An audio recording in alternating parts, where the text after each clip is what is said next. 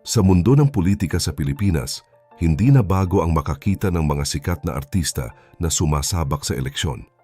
Madalas ay dala nila ang ningning ng showbiz para makuha ang boto ng masa. Pero sa dami ng mga aktor na naging opisyal ng gobyerno, iilan lang ang may kwentong kasing tindi ng pinagdaanan ni Emilio Ramon Ejercito o mas kilala natin bilang si E.R. Ejercito. Isipin nyo, galing siya sa isang pamilya na parang hari sa pelikula at may malalim na ugat sa serbisyo publiko. Nanalo siya sa halalan, nakuha niya ang mandato ng mga tao at nagsimula na siyang magsilbi bilang pinuno. Pero sa gitna ng kanyang panunungkulan, isang desisyon mula sa korte ang bumasag sa lahat ng kanyang plano. Tinanggal siya sa pwesto dahil sa isang kasong may kaugnayan sa sobrang gastos noong kampanya. Paano nga ba nauwi sa ganitong sitwasyon ang isang action star na akala ng lahat ay hindi matatalo? Pero bago po ang lahat, baka pwedeng palike ang video na ito. Dahil napakalaking bagay na ito sa aming content creators at mangyaring mag-comment sa baba kung taga saang lugar ka para malaman namin saan umaabot ang ating mga video. Maraming salamat po. Bago natin himayin ang bawat detalye ng kanyang pagbagsak, silipin muna natin kung saan ba nagsimula ang lahat. Si E.R. Ejercito ay hindi lang basta pumasok sa showbiz dahil sa gusto niya lang. Anak siya ng veteranong aktor na si George Estregan at pamangkin ng dating Pangulong Joseph Estrada. Kumbaga, mulat ang kanyang mga mata sa dalawang magkaibang mundo. Noong dekada 80 at 90, nakilala siya bilang isang seryosong action star. Hindi siya takot sa mga eksenang madugo at puno ng aksyon. Ang pinakamalaking marka na iniwan niya sa industriya ay ang pelikulang Manila Kingpin noong 2011. Dito niya napatunayan na hindi lang siya basta aktor, kundi isa ring mahusay na producer. Nanalo siya ng maraming parangal at tila abot kamay na niya ang tagumpay sa sining. Pero kahit gaano pa kakinang ang kanyang career sa pag-arte, tila may mas malakas na tawag ang kanyang nararamdaman. At iyon ay ang tawag ng paglilingkod sa bayan.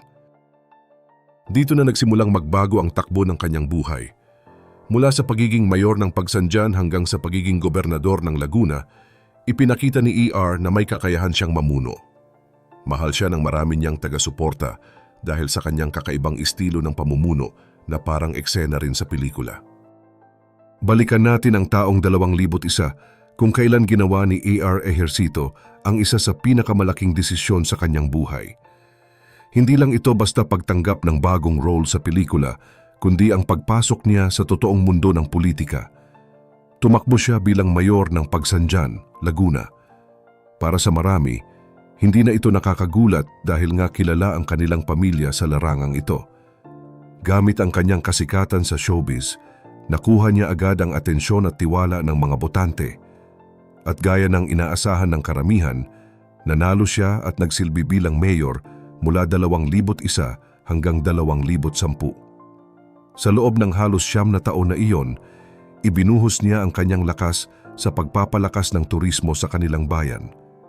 Sino ba naman ang hindi nakakaalam sa sikat na Pagsanjan Falls, di ba? Pero sa ilalim ng kanyang pamumuno, mas lalong nakilala ang lugar na ito hindi lang sa Pilipinas kundi pati rin sa buong mundo. Isa sa mga pinakatumatak na proyekto niya ay ang Bankero Festival. Ito ay isang pagdiriwang na nagbibigay ng parangal sa mga lokal na bangkero na siyang nagdadala sa mga turista papunta sa Talon. Para sa mga residente ng Pagsanjan, hindi lang ito basta fiesta dahil nagbigay rin ito ng malaking oportunidad para sa kanilang kabuhayan. Dahil sa tagumpay na ito, lalong tumibay ang kanyang pangalan bilang isang mahusay na leader. Kaya naman, noong 2010, nagpasya siyang itaas ang antas ng kanyang serbisyo at tumakbo bilang gobernador ng buong lalawigan ng Laguna. Muli, hindi nabigo ang kanyang mga taga-suporta dahil nakuha niya ang tagumpay sa halalan. Bilang gobernador, ipinakilala niya ang Orange Card Program. Isa itong sistema ng tulong medikal para sa mga mahihirap na pamilya na nangangailangan ng atensyong pangkalusugan. Para sa kanyang mga taga-subaybay, ito ang patunay na may puso siya para sa masa at hindi lang siya basta artistang naglalaro sa politika.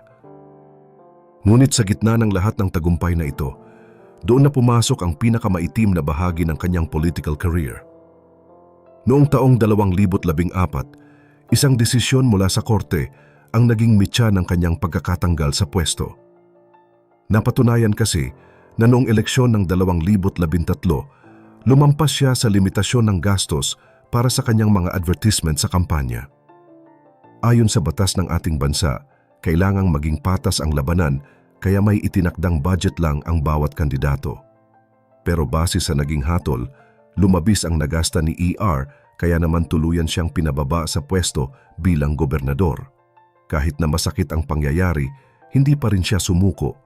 Matatandaan na binitawan niya ang mga katagang hinding-hindi makakalimutan ng kanyang mga kalaban na siya pa rin ang gobernador sa puso ng mga tao at asahan ang pagbabalik ng Agila. Matapos ang matinding dagok na iyon, tila pansamantalang nanahimik si ER at bumalik muna sa mundo ng pag-arte. Pero alam naman nating lahat na ang isang Agila ay hindi habang buhay na mananatili sa ibaba. Akala ng marami ay tapos na ang kwento ni ER Ejercito matapos ang issue ng overspending noong 2014. Pero heto ang malaking pasabog na hindi inaasahan ng lahat.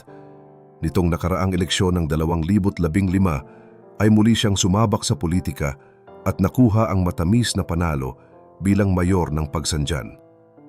Sa puntong ito, parang wala nang makakapigil sa kanyang pagbabalik. Pero habang nagsisimula pa lang siyang maupo sa kanyang bagong termino, isang luma pero matinding kaso mula sa nakaraan ang biglang sumulpot para tapusin ang kanyang career sa gobyerno. Ito ay ang kasong graft na nagsimula pa noong 2000 AIT, 17 taon na ang nakakalipas. Ang isyong ito ay hindi tungkol sa kampanya, kundi tungkol sa isang insurance contract na pinasok ng lokal na pamahalaan para sa mga turista at mga bangkero sa kanilang bayan. Base sa mga dokumento ng investigasyon, ang nasabing kontrata ay ibinigay sa isang kumpanya na wala palang kaukulang lisensya mula sa Insurance Commission. Ang mas malala pa rito, hindi raw dumaan ang proseso sa tamang public bidding na mahigpit na iniuutos ng batas para sa mga transaksyon ng gobyerno. Para sa prosekusyon, malinaw itong paglabag sa Anti-Graft and Corrupt Practices Act dahil tila naging shortcut ang nangyari at hindi nabigyan ng patas na pagkakataon ng ibang kumpanya. Napakatagal nang naging takbo ng kasong ito sa korte. Umabot ito ng halos 2 dekada kaya naman habang wala pang pinal na desisyon, malaya pa ring nakakatakbo sa eleksyon si ER.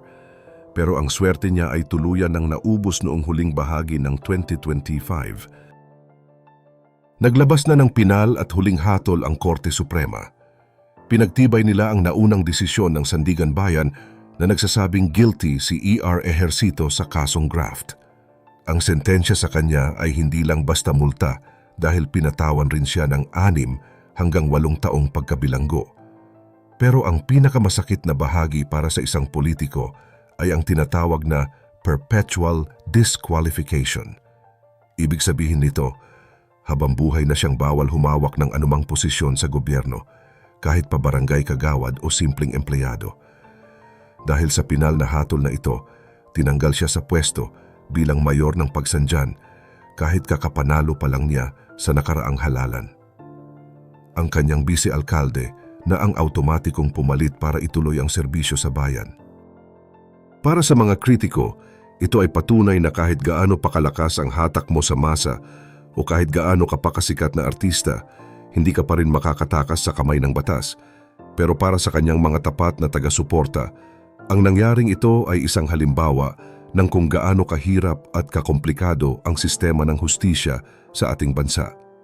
Ang kwento ni ER Ejercito ay hindi lang kwento ng isang tao o ng isang pamilya. Isa itong malinaw na salamin ng realidad sa Pilipinas, ang madalas na pagbabanggaan ng kapangyarihan, kasikatan at ng hustisya. Mula sa pagiging isang sikat na action star na naging leader ng lalawigan, nauwi ang lahat sa isang desisyon na habambuhay na magbabago sa kanyang kapalaran. Dito tayo mapapaisip sa isang napakahalagang bagay. Sa isang bansang madalas nating makita ang mga sikat na mukha sa balota, hanggang saan nga ba dapat ang limitasyon ng kasikatan pagdating sa loob ng korte? Sa tingin niyo ba, Dapat bang magkaroon ng hangganan ang pagtakbo ng isang kandidato habang may nakabinbing kaso para hindi masayang ang boto ng taumbayan? O naniniwala kayo na lahat ay dapat bigyan ng pagkakataon hanggat hindi pa pinal ang hatol? Napakagandang usapan nito lalo na tayo ang pumipili ng mga namumuno sa atin. Huwag ninyong kalimutang i-share ang inyong mga saloobin sa comment section sa ibaba dahil gusto naming malaman kung ano ang pananaw nyo sa isyong ito. At huwag rin kalimutang mag-like at subscribe para sa mas marami pang updates gaya nito.